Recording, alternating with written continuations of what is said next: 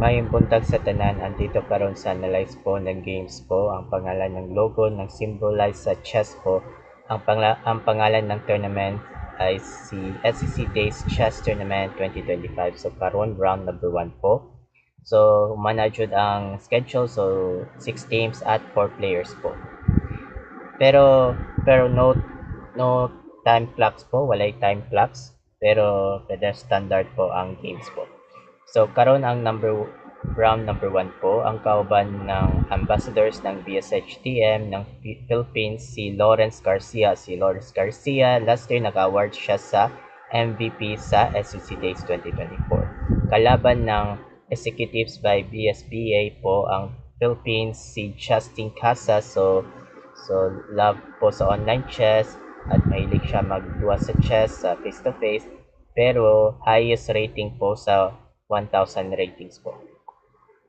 So karon po ang round number 1 po sa part po sa video, ang analyze po ng standings after round number 1 ng SEC Days Chess Tournament 2025. Ang gihimo ni Garcia nag E4 at nagkarokan si Justin Casas C6, nag D4, D5 at nag Knight C3, kinaon sa pawn, kaon sa knight at nag bishop F5, pero finiret po sa knights po. Pero ang tawag po ay Caro-Kann defense classical variation po. At binalik naman si Garcia nag Knight C3. Pero ang main lines po na palagian po magna Knight to G3. Pero maatake po sa bishop.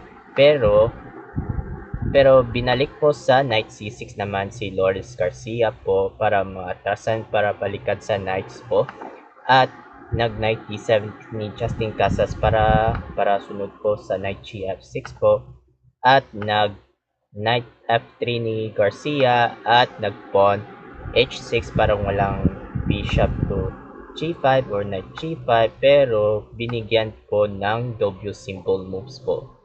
So dapat to ay tira ay Knight GF6 po. Pero good slightly better po ng blacks po. So balik tayo sa H6 po, walang bishop at knights po.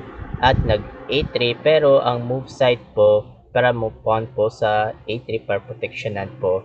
Pero dapat daw ay tira ay D5 po, push lamang sa D5. Pero kapag kinapture sa C6, D5 po magpo-queen capture pawn. Pero kapag magpo-pawn po para atakin sa queen, pero threatening sa queen at kinaon sa kusog sa capture po, mag-rook KB8 para atakin sa queen, pero tineret po sa queen at captured na po sa pawn. Pero good slightly po sa betters po ng whites and blacks po. So balik tayo sa A3 naman si Garcia po at nag E6 para protectionan para sunod sa bishop to E6 po para sunod sa moves po. At nag H3 para walang bishop to G4 para kay move po sa protection sa pawn sa white po ni Garcia. At nag bishop D6 po ni Casas, so good precise, pero sunod po magna Knight GF6 po para mangandam sa castling po. At nag bishop D3, good precise ni Lawrence Garcia para mag-diagonals po para atakin sa bishop to bishop, pero kinaon ni Justin bishop captured para atakin sa bishop to bishop. Queen takes, so queen takes sa bishop po para mangandam sa castling ni Garcia po. At nag Knight GF6 para move, pero huli po ng moves, late moves ni Justin Casas po. Pero ang idea para makasting kingside, kung saan po protection sa casting, at si Lawrence Garcia at kinasling kingside po. Pero castling kingside ni Lawrence Garcia, kinasling kingside ni Justin Casas, pero okay naman para makasling, pero kinasling po ang whites and blacks po. At nag Knight E4 para protectionan, good precise po. Pero idea ni Lawrence Garcia, mag-atake sa knight or atake sa bishop, double attacks po. At kinapture naman si Justin Casas po para atakin sa knights po. Queen takes knight at nag-knight f6 para proteksyonan. Pero ang knights tineret po sa disturbuhan sa queen at nag-queen to d3. Pero sa usapan po novelty ha, wala po sa libro ang knight f6. Pero ang palagian rook e8 ang old main sa recording database. Pero nag-knight f6 wala sa libro, novelty ni Justin Casas. At nag-queen d3 para atrasan naman si Lawrence Garcia para protection na sa queen. At nag-queen b6, very strong move naman si Justin Casas. Pero very strong move para sa black pieces po. Pero unsan naman kung protectionan para konektado po sa queen at nag-knight to e5. Pero okay naman sa normal ni Lawrence, pero very strong move po. Pero ang idea po, pero ang yellow square, pero ipangayuan po sa W symbol moves po. Pero ang gustong tira ay C4. Pero C4 para move po, para move sa C5, pero attacking sa queen at bishop, pero double attacks po. Pero lamang-lamang po sa slightly betters po ng whites po. So balik tayo sa knight e5 para strong move naman si Lawrence Garcia at nag-rook ft8 para good for sides, pero ang tawag ay 8th rank, pero para move sides po sa rook ni Justin Casas. At nag-queen g3 naman si Lawrence Garcia, pero mababa po evaluation bar, pero gugmay evaluation bar, pero blundericious naman si Lawrence Garcia. Dapat daw ay tira ay knight to c4, hindi queen g3. Pero ang sakto knight c4 naman. Pero attacking sa bishop at queens, pero may double attacks kapag magmo-move atras po sa queen to c7 para atrasan naman si Justin Casas po at kinaon sa knight sa bishop po at queen takes knight po. Pero so gusto naman po sa computer engine po, so etc. So lamang po sa slightly advantage po ng whites and blacks po. So balik tayo, blundericious naman, queen g3 naman si Lawrence Garcia at nag king to f8, pero proc active move, pero hindi nagustuhan ang computer engine, run x move. Pero so ang gusto ng computer ay mag queen captured free pawns po. Queen takes captured pawn. Kapag magna-knight to f3 para protection, para attacking sa queen, magko-queen to e4. Pero protectionan po sa queen, pero kailangan atrasan po. So, straight to the pawns. Pero ang idea para attacking sa pawns, atake sa without free pawns sa c2. So, without c2. Kapag mag-queen to h4 para hamon ng queen to queen, pero same po sa without queen to queen at queen capture po. Pero nagustuhan po ang computer, pero queen captured po, queen takes c2 at magbi-bishop captured sa sacrifice. Kung captureon sa bishop, mag-queen captured po. Pero very strong move naman ang white pieces po. So lamang-lamang na gusto ng computer engine, so etc. So slightly better po ng whites po. Okay. So balik tayo sa ni Justin Casas, magpo-proc active king f8 po. King must be active naman ang black pieces at nag c3. Nga naman, kung hindi mo mag-move sa c3, mag-queen free pawns. Mag-queen free pawns para atakin po, pero unsaon pag-idea kung mag-queen captured pawn, mag-c3, atake sa queen po. Unsaon pag-idea para protectionan po sa connected sa interesado po. At mag-c3 po, pero idea po ni Lawrence Garcia para dinipensahan po sa d4 po para protectionan po. At kinaon sa bishop sa knight magpo-pawn captured bishop pero eliminate po para atakin po sa knights po. At nag-knight e5 naman si Justin Casas po. Pero proteksyonan. Pero ang idea po magpo-pawn magsi-c4. Pero magsi-c4 po mag-atake sa knight. Pero ang idea ni Justin Casas magna-knight to e7 po. At magsi-c4 naman si Lawrence Garcia. Sacrifice move. Very sacrifice po. Pero atakin po sa knight sa istorbohan po. At atras namang knight e7 naman si Justin Casas po. At nag-bishop e3. Good move. Pero good move naman si Lawrence Garcia para presyohan, para atakin po sa queens po. Pero kapag mag-bishop threat sa queen, magsunod sa captured sa pawn. Pero kay very strong move naman.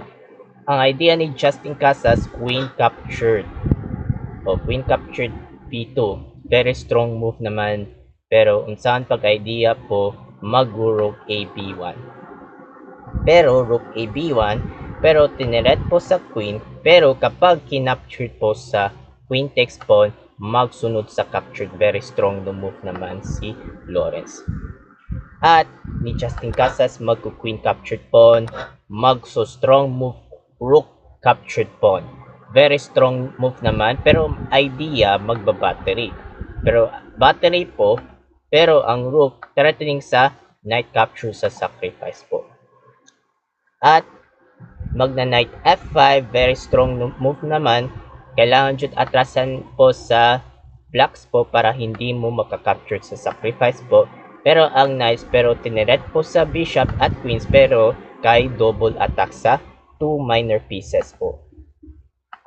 At nag-queen f3 para proteksyonan po. Ang idea po magte-threat po sa pawn kung saan pag-atake sa pawn po. At queen a6 po. Pero queen a6 ni Justin Casas pero tineret sa rooks po pero hindi nagustuhan ang computer engine ni Justin Casas po. Pero dapat daw ay tira ay proc-D active king to g8 po. Proc-D active po. So lamang-lamang po ng evaluation bar pero good slightly better po ng advantage ng blocks po. So balik tayo sa queen a6 ni Justin Casas, tineret po sa rook at good move ni Lawrence Garcia, battery rook b1, rook fb1. So good precise po ng battery po at magku-queen captured pawn, another bad move ni Justin Casas po. Dapat tayo tira, atras lamang queen a5. So unyara magka-captured po pero basta di should magka-captured po sa pawn kay kailangan jud mag-atrasan sa queens po. So lamang-lamang evaluation bar so gamay jud evaluation bar ng blacks pero highest evaluation bar ng whites po. So etc. So slightly better po ng blacks po. Slightly better. Okay, balik tayo sa queen captured pawn at mag-GG for another good move si Lawrence Garcia pero tineret po sa knights po at magna-knight to e7. Pero so unang puzzle, unsa kaya ang mga pasar po ng perfect strong brilliant sacrifice capture ni Lawrence Garcia na gustuhan po sa computer engine. So mao na samtang hulat segundo o padayunan na lang. Start.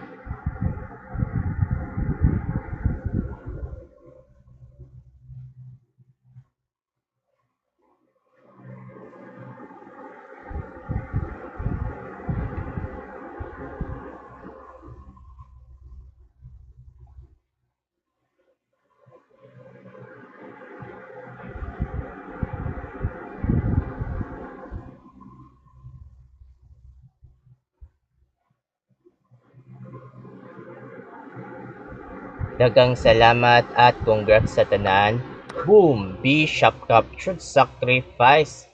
Pasar jud ang perfect move naman si Lawrence Garcia.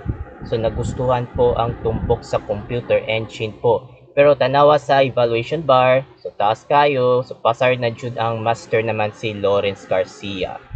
At magka-captured pawn sa sacrifice. So, g takes h6 po at mag-queen f6, good move. So, queen f6 ni Lawrence, pero idea, mag-queen capture knight para check. Pero tiniret po sa knight kapag may check po. At nag-rook e8. Okay, so rook e8 po, pero dinipensahan, pero hindi nagustuhan ang computer ni Justin na bad move.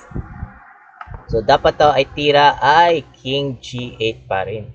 Kahapon pa yan mag king g8 po. Kung kapag mag-rook takes e7, good move. Pero unsaon magbuhat sa rook takes knight, so one pistol naman sa knight, mag-rook to f8. So nagustuhan ng tumpok po sa computer engine po. So, slightly better po ng whites and blacks po. So, balik tayo sa rook e8 para dinipensahan sa knight at queen takes knight sa check, pero run x move si Lawrence, hindi nagustuhan ang capture sa queen takes knight po.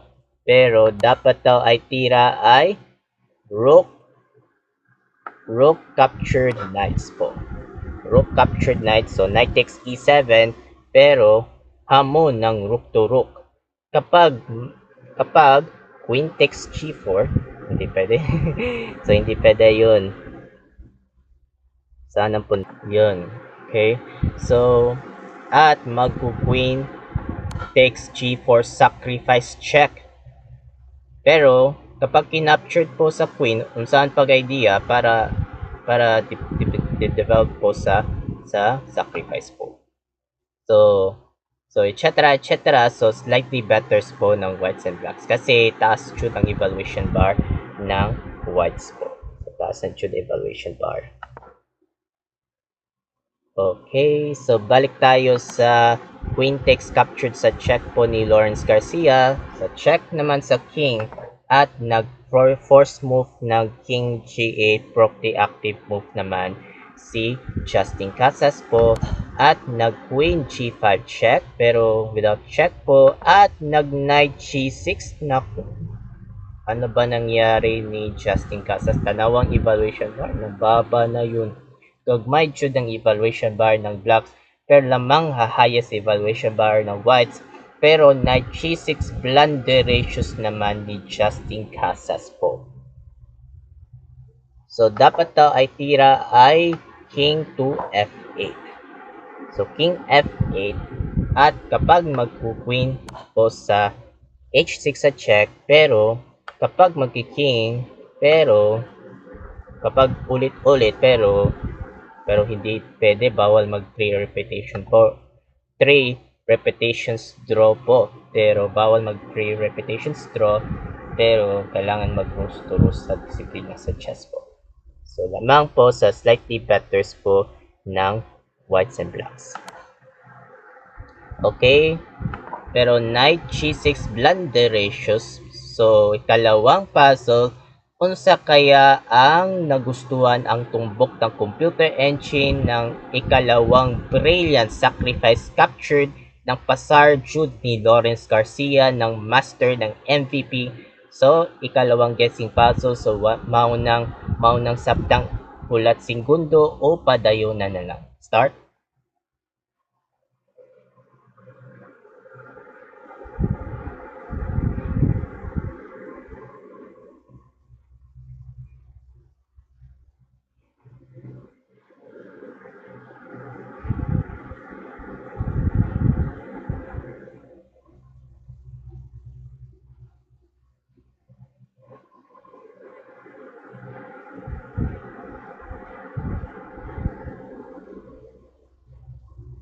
Daghang salamat at congrats sa tanan. Ang ikalawang brilliant captured.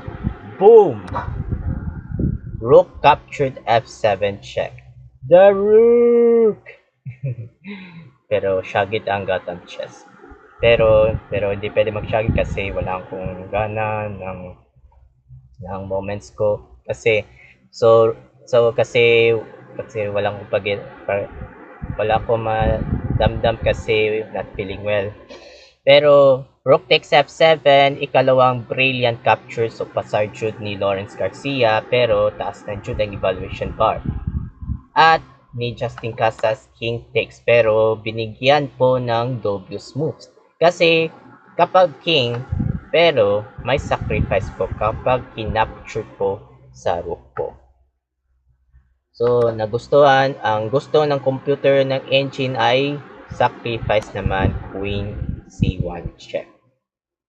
Kapag mag-rook captured sa sacrifice sa queen pero walang queens ni Justin Casas po. Pero walang queens po at magki-king takes rook. So one piece down naman. Pero two minor pieces naman ng rooks pero queens at rooks po. Pero knights lang po. Pero may knights po 3 versus 2 pieces here. O sana punta yun. Ayun, magko-queen f6 naman sa check at magki-king to g8 or force move kapag magko-queen takes knight sa check at magki-king h8. Pero nagustuhan ng tumpok ng computer engine so slightly better score ng whites and blacks po. Okay, so balik tayo sa king takes sacrifice naman ng rooks ni Justin Casas. At nag-rook b7 check pero na brand X, another brand X naman si Lawrence Garcia po. Pero dapat daw ay tira ay queen f6 check. Queen f6 check kapag magki-king g8 o sana punta yun magki-king takes knight sa check. Good move. Kapag magki-king f8 ay hindi pwede. Hindi pwede mag-move. Sorry. Magki-king f8 o sana punta yun kung magpo-procte active move mag-rook b7 rook b7 pero idea may threatening po sa mating nets po pero threatening mating nets po sana punta magko queen c1 queen c1 sa check magki-king g2. Okay, so tumbok po sa gustuhan sa computer engine, so slightly better po ang advantage. Sorry kasi nasayap jud ang move ang king h8 po pero kasi wala ko nag-concentrate sa idea po sa notes po. So lamang po sa slightly advantage po. Okay. So balik tayo naman sa rook b7 naman sa check at nag-rook e7. Naku, another ikalawang blunderatious naman si Justin Casas po. Pero naku, nababa na jud ang black ng evaluation bar. Pero ang gusto ang computer engine naman knight to e7, hindi rook e7. So blunders naman. Kapag mag-rook e7, naku, blunderatious naman. Kailangan magna-knight e7 para depensahan po. Pero so slightly better po ng lamang ng advantage ng blacks po. Pero nagtumbok po sa computer engine po. So balik tayo. Naku, rook e7 na blunders naman. Blunderatious naman ni Justin Casas. At excellent ng good move ni Lawrence Garcia ay queen f6 check. Naku, tumbok. Nagustuhan ng computer engine sa check po. King d8 at mag queen knights takes knight. So queen captured knight sa check po. Pero kaon sa queen sa knights po sa check at mag king d8 at mag queen g8 check pero kapag chinek po pero kuha ang rook.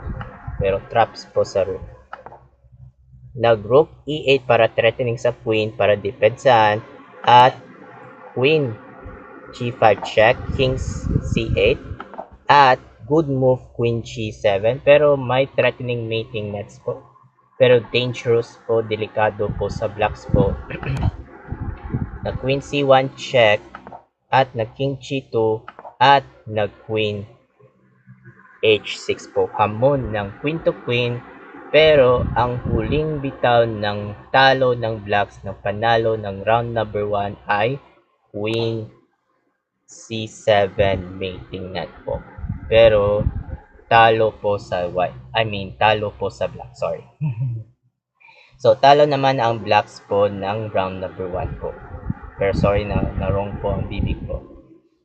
So, ang panalo po, so sa score po ang whites 1 and black po 0. Ang panalo po ng round number 1 si Lawrence Garcia. Congratulations po. Ay, Maijun should kamaod should sa chess po. So, Maijun mag-MVP, Maijun mag-master po ni Lawrence Garcia po. Pero, wins for whites and black lost here. So, sunod po sa escape po sa round number 4. Pero, so English naman po, pero hindi pwede mag-Tagalog. So, English naman po sa last round number 4. Pero sunod naman, nothing. Wala naman. So, sana po matutunan po sa video. Salamat po sa panonood. Ako po si Mark Luwagi, aka Mark17. Have a good day, keep safe, at i-update po sa susunod pang chess next updates. Paalam.